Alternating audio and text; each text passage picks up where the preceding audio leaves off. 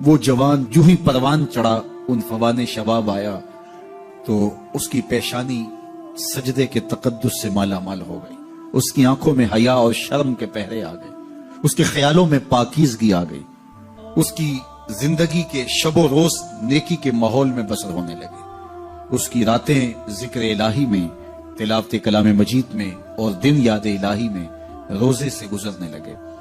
وہ جوان جس کی جوانی اللہ کی عبادت میں گزری، کیونکہ جوانی اگر عبادت میں گزر گئی تو بڑھاپا تو پر نور ہے ہی ہے۔ سب سے مشکل مرحلہ زندگی کا جوانی کا ہے۔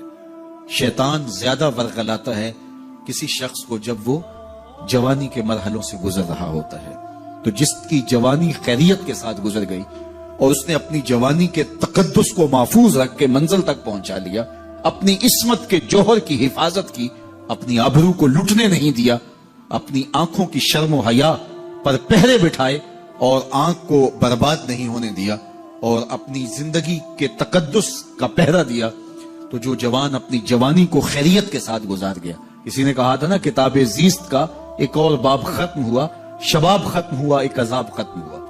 تو جوانی جس کی منزل تک پہنچ گئی خیریت کے ساتھ، عافیت کے سائے میں، مشکل تو بڑا ہے جوانی کو منزل تک لے جانا، خیریت کے ساتھ داغدار نہ ہونے دینا، جوانی کے تقدس کو رسوا نہ ہونے دینا، عصمت کے جوہر پہ کالک نہ لگنے دینا، خواہشات کو غالب نہ آنے دینا۔ آسان کام تو نہیں ہے، مشکل کام ہے، لیکن اگر کوئی مشکل کاٹ گیا، جوانی کے تھوڑے سے ایام میں گزار گیا، اللہ اکبر۔ حضرت شیخ ختلی کہتے ہیں، داتا گنج بخش علی حجویری علیہ رحمہ کے مرشد ہیں، الدنیا یوم ولنا فیہا صوم۔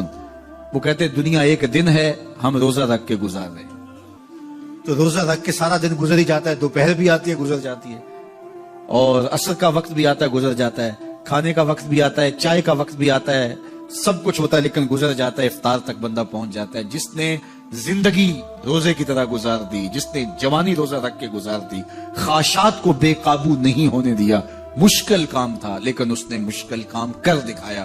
اجر کتنا بڑا ہے، سنیے اللہ کے محبوب کی زبان سے سنیے۔ حضور نے ارشاد فرمایا جو سیدنا ابو ہریرہ کے ذریعے سے ہمارے تک پہنچا، فرمایا قیامت کے دن جب سورج کا رخ سیدھا ہوگا، زمین تانبے کی ہوگی، لوگ پسینے میں شرابور ہوں گے، کوئی ٹخنوں تک پسینے میں، کوئی گھٹنوں تک، کوئی کمر تک، کسی کو پسینے کی لگام دی جائے گی، اور وہ پسینہ ایسے نہیں ہوگا جس طرح یہ پسینہ ہے، اتنا گرم ہوگا۔ ابن رجب حنبلی کہتے ہیں اس پسینے کا ایک قطرہ اگر احد پہاڑ پہ ڈال دیا جائے تو وہ پگھل جائے، اتنا گرم ہوگا، بدبودار اتنا ہوگا، ایک قطرہ دنیا پہ ڈال دیا جائے، انسان کیا جانوروں کے دماغ بھی پھٹ جائے، اس پسینے میں لوگ شرابور ہوں گے۔ لیکن جس نے اپنی جوانی کو عافیت سے گزارا ہوگا، کل قیامت کے دن جب کوئی سایہ نہیں ہوگا، اللہ اس جوان پر اپنے عرش کا ٹھنڈا سایہ عطا فرمائے۔ وہ شخص جس کو کسی عورت نے دعوت گناہ دی اور وہ صاحب منصب تھی، صاحب جمال تھی، اور اس نے یہ کہہ کہ یہ خواہش، یہ آرزو مسترد کر دی، انی خاف اللہ۔ اسی طرح کوئی عورت ہے تو اس نے اپنے تقدس کی حفاظت کی، اپنی آبرو پہ پہرا دیا اور کسی پیشکش کو ٹھکرا دیا، تو فرمایا قیامت کے دن جب کوئی سایہ نہیں ہوگا، اللہ اسے بھی اپنے عرش کا ٹھنڈا سایہ دے گا۔ کیسا سخت دن ہوگا، اور وہ کس اعزاز میں ہوگا، کس تکریم میں ہوگا۔ یہ تو 4 دن 10-20 سال ہیں، اور وہ 50,000 سال کا ایک دن۔ پھر اس کو اللہ کا شکر ادا کرنا ہوگا کہ اللہ تو نے کتنا کرم کیا میرے اوپر کہ میری جوانی خیریت اور عافیت سے گزری، اور آج اس کا تو کتنا بہتر صلہ مجھ کو دے دے۔ انسان جب کوئی اچھی بات سنتا ہے تو انسان کی فطرت ہے کہ وہ آگے منتقل کرتا ہے۔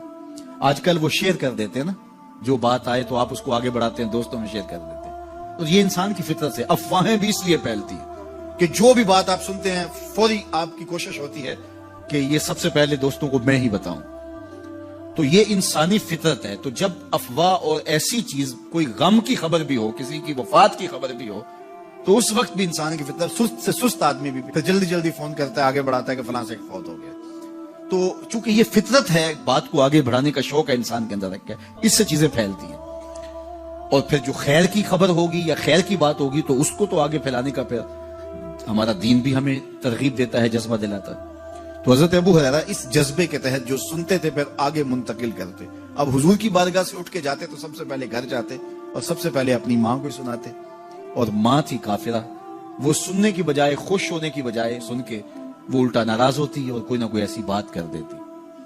सैयद अबू हुरैरा से गवारा ना होता। एक दिन उन्होंने कोई ऐसी बात कर दी कि हजरत सैयदना अबू हुरैरा रज़ियल्लाहु ताला अन्हु ने फैसला कर लिया कि आज मां को छोड़ देना है, क्योंकि मैं ये गवारा नहीं करता कि मेरे आका के बारे में कोई ऐसा जुमला कोई बोले। और थी घर में मां ही, भाई भी कोई नहीं था, बहन भी कोई नहीं थी, बाप भी फौत हो गए थे, शादी भी नहीं हुई थी। तो मां ही मां घर में, और मां और बेटा इकट्ठे रहते हो तो फिर मोहब्बत भी मिसाली होती है। तो अब मां ही एक रिश्ता है मादी दुनिया के ऊपर। तो हजरत अबू हुरैरा रज़ियल्लाहु ताला अन्हु ने फैसला कर लिया कि छोड़ देना। छोड़ के घर से निकले, लेकिन दिल डूब रहा है कि एक ही तो रिश्ता था, वो भी गया। अफसुसदा है, हुजूर की खिदमत में पहुंचे।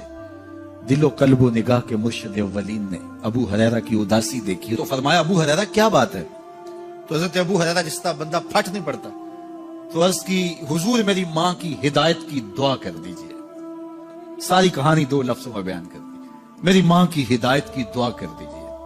हुजूर ने नहीं पूछा क्या हुआ, क्या माजरा हुआ, फौरन हाथ उठ गए और लफ्ज क्या थे, अल्लाह महदे उम्मा अबी हुरैरा था, ऐ अल्लाह अबू हुरैरा की मां को हिदायत दे दे। उधर इन्होंने बेचैनी से ये बात कही, उधर हुजूर के हाथ उठे। फिर उन उठे हुए हाथों को खाली तो मोड़ा ही नहीं जाता।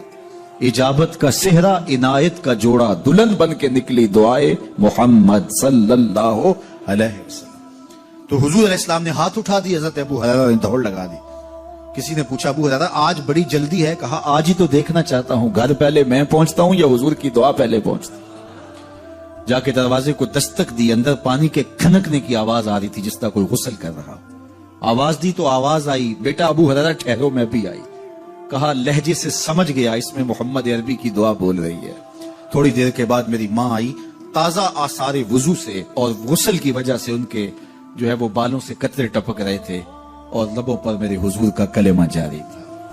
अल्लाह अकबर। सैयदना अबू हुरैरा तेरे मुकद्दर पे कुर्बान। एक सफर में हुजूर अलैहिस्सलातु वस्सलाम और असहाब गामजन थे के रास्ते में कयाम किया, तो एक कबीले की सुलह करवाने के लिए हुजूर अलैहिस्सलाम तशरीफ ले गए।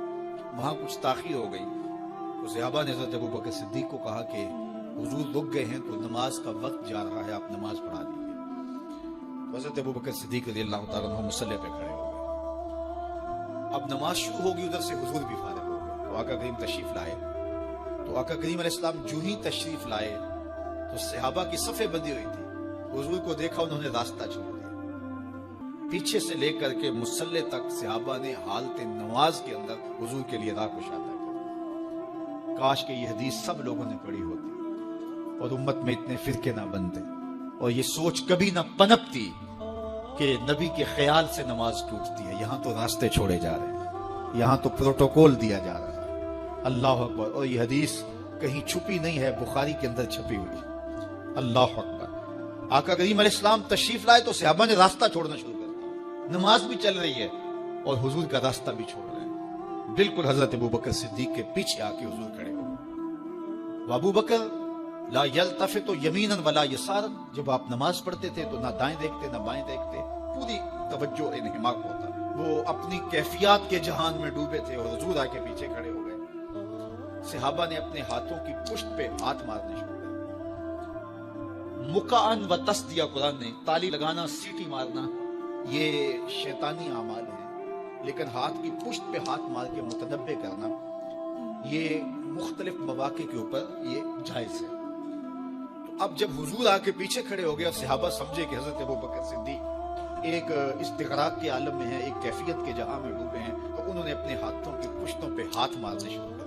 तो हजरत सिद्दीक अकबर समझ गए कोई गैर मामूली वाक़या हो गया। देखा पीछे हुजूर खड़े थे। अल्लाह अकबर। तो हजरत सिद्दीक अकबर मुसल्ले से सिरक के पीछे आने लगे। तो आका करीम ने इशारा किया, रुको, नमाज पढ़ाओ। सैयदना सिद्दीक अकबर इसके बावजूद पीछे आ गए। कभी होता है हुक्म और कभी अदब आगे होता है।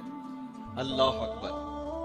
हजरत सैयद अली मुर्तजा रज़ियल्लाहु ताला अन्हु को कहा ना हुजूर ने सुलह हुदैबिया के मौके पे सुलहनामा लिखवाया जा चुका, तो लिखा ये मोहम्मद रसूलुल्लाह और कुरैश की जानिब से है। तो उर्वा ने कहा अगर मोहम्मद रसूलुल्लाह मान ले हम तो फिर लड़ाई किस चीज की है? तो इसलिए मोहम्मद रसूलुल्लाह नहीं, मोहम्मद बिन अब्दुल्लाह लिखा जाए। तो वो इस बात पे बज़िद हो गए, और अगर ऐसा नहीं होता तो मुआहदा टूट रहा था। तो हुजूर ने हज़रत अली मुर्तजा से कहा कि चलो रसूलुल्लाह का लफ्ज मिटा दो। अर्ज की मैं तो नहीं मिटाऊंगा, मैं तो नहीं मिटाऊंगा, ये नाम मैं तो नहीं मिटा सकता। پھر حضور نے خود مٹایا. اب یہاں حضور نے کہا ابو بکر رکو، لیکن حضرت ابو بکر نہیں رکے، پیچھے آ گئے. اور پھر حضور خیر مصلی پہ گئے، نماز ہوئی، سلام پھرا تو حضرت ابو بکر صدیق رضی اللہ تعالیٰ عنہ کو حضور نے کہا ابو بکر جب میں نے کہا تھا تم رکے رہو تو تم کیوں